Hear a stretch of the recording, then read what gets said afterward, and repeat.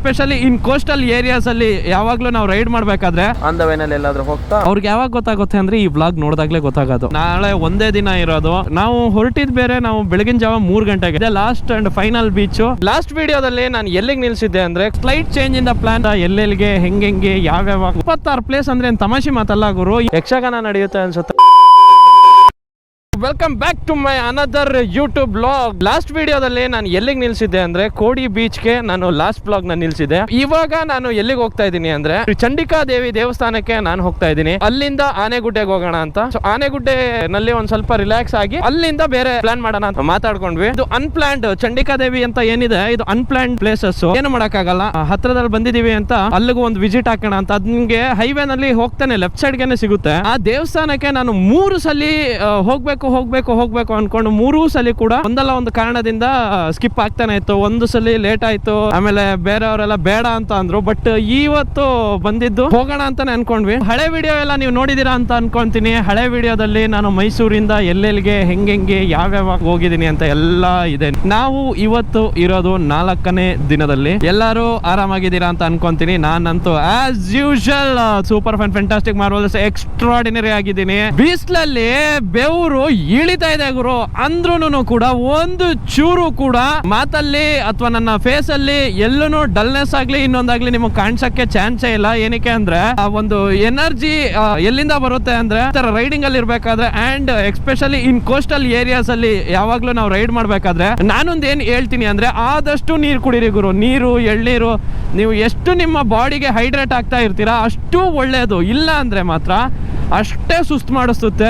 ಇವಾಗ್ಲೂ ನಾವು ಇಲ್ಲಿ ಕೋಡಿ ಬೀಚ್ ಇಂದ ಹೊರಡಕ್ಕಿಂತ ಮುಂಚೆನೂ ಕೂಡ ಒಂದು ಕಬ್ಬನ್ ಜ್ಯೂಸ್ ಕುಡಿದ್ವಿ. ಅದಕ್ಕಿಂತ ಒಂದು ½ an hour ಮುಂಚೆ ತಾನೇ ನಾವು ಎಳ್ನೀರು ಕುಡಿದಿದ್ವಿ. ನೀವು ಊಟ ಮಾಡ್ಲಿಲ್ಲ ಅಂದ್ರೂ ಪರವಾಗಿಲ್ಲ, ನೀರಂತೂ ಕುಡಿತಾನೆ ಇರ್ಬೇಕು ಗುರು. ಇಲ್ಲ ಅಂದ್ರೆ ಚಾನ್ಸೇ ಇಲ್ಲ, ಫುಲ್ಲು ಡಿಹೈಡ್ರೇಟ್ ತರ ಆಗ್ಬಿಡ್ತೀರಾ. ಆದಷ್ಟು ಈ ಕಡೆ ಕೋಸ್ಟಲ್ ರೀಜನ್ಸ್ ಅಥವಾ ಬಿಸಿಲಲ್ಲಿ ನೀವು ಎಲ್ಲೇ ರೈಡ್ ಮಾಡ್ತೀರಾ ಅಂತ ಅಂದ್ರೂ ಕೂಡ ಆಸ್ ಯೂಶುವಲ್ ನಂದು ಮಾಮೂಲಿ ಡೈಲಾಗ್ ಇದ್ದಂಗೆನೆ ಹೆಲ್ಮೆಟ್ ಹಾಕೊಂಡೆ ಗಾಡಿ ಓಡಿಸಿ ಅಂಡ್ ಗಾಡಿ ಓಡಿಸ್ಬೇಕಾದ್ರೆ ರೆಸ್ಪಾನ್ಸಿಬಿಲಿಟಿಯಿಂದ ಓಡಿಸಿ, ಹಾಗೆ ನೀರ್ ಕುಡೀರಿ, ಚೆನ್ನಾಗಿ ನೀರ್ ಕುಡೀರಿ ಅಂತ ಹೇಳ್ತಾ ನನ್ನ ಈ ವ್ಲಾಗ್ ನ ನಾನು ಮುಂದುವರಿಸ್ತಾ ಇದ್ದೀನಿ. ಅಂಡ್ ನನ್ನ ಈ ವ್ಲಾಗ್ಗೆ ನಿಮಗೆಲ್ಲರಿಗೂ ಸ್ವಾಗತ ಸುಸ್ವಾಗತ.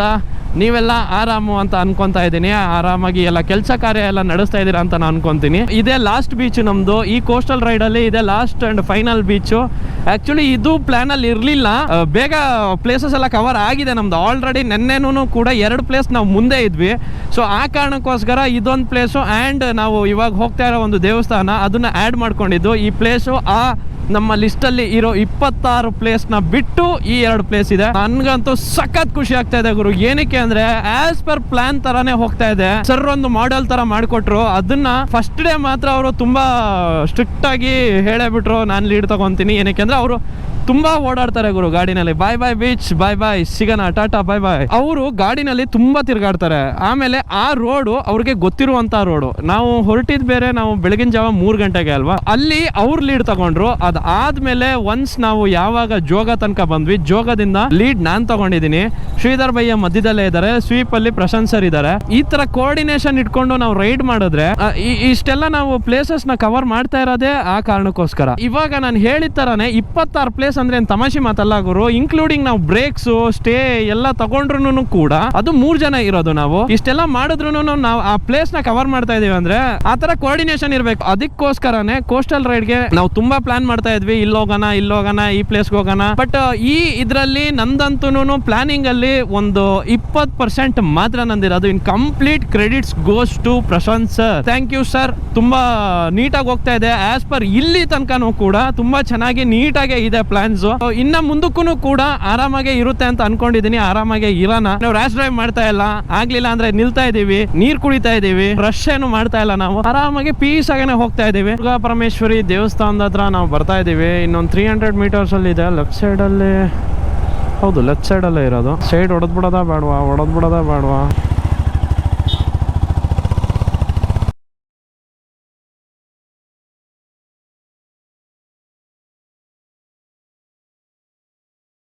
ಚಂಡಿಕಾ ದೇವಿ ದುರ್ಗಾ ಪರಮೇಶ್ವರಿ ದೇವಸ್ಥಾನದಿಂದ ಹೊರಟ್ವಿ. ದೇವಸ್ಥಾನ ಮಾತ್ರ ಸೂಪರ್ ಗುರು. ಎಷ್ಟು ಸ್ಪೇಷಿಯಸ್ ಆಗಿ ಜಾಗ ಇದೆ ಅಂದ್ರೆ, ಇದು ದೇವಸ್ಥಾನ ಇದೆಲ್ಲ ಒಂದು ದೊಡ್ಡ ಹಾಲು, ಸಖತ್ತಾಗಿದೆ ಮಾತ್ರ.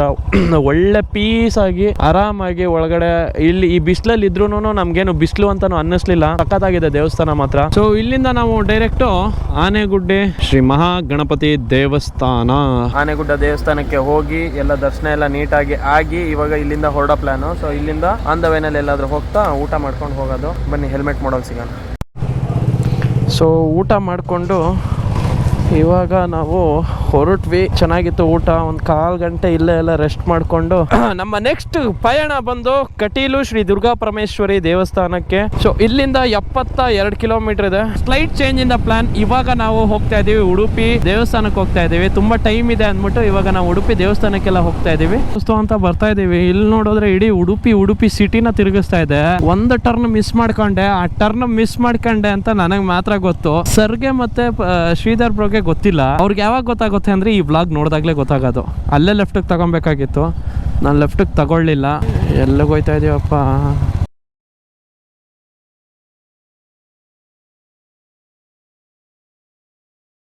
ವೆಲ್ಕಮ್ ಟು ಉಡುಪಿ ಶ್ರೀ ಕೃಷ್ಣ ದೇವರ ಮಠ. ಹಾಡೆಲ್ಲ ಹೇಳ್ತವ್ರು.